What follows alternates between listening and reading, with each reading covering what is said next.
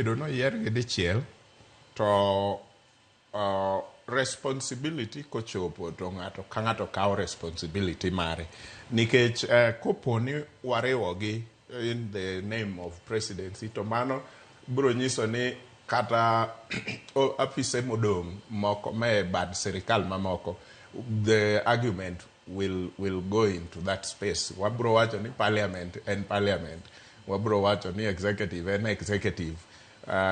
So ok wanyal kogike responsibility to nyaka ng'ato ka ng'ato kaw mare nikech koponi wawacho ni there is gross misconduct and kuom ng'a nyaka bed an individual. Ok wanyal wacho ni there is gross misconduct e office nikech mane kadwa wacho ni nitie gross misconduct e presidency, but sani kawa wacho gross misconduct nyaka bed ni en kuom ng'a mana kaka ji kodak e ot. Wanyal wacho ni ka nitie gross misconduct kuom wuoro to joodno te are falling under gross misconduct, so ok ginyal dhi te, nyaka ng'at achiel ema dhi. To mano bende ok nyis ni ng'ama odong' ni ng'ama ler, en mana ni kuom weche mag chike kata governance to ng'ama odong' ni bende ka nigi the same misconduct to jok moko ka bende wuoga to los motion machielo oter mana kaka do timo ka do deal gi motere mbele ne bura motere mbele ne.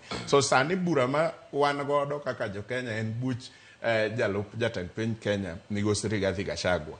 To ka nitiere jok ma bende nigi bura machal kamano kuom president marwa William Ruto to gibende gilosa alosa tichaki tera. Mano is the only circumstance ma ginyalo dhi go te.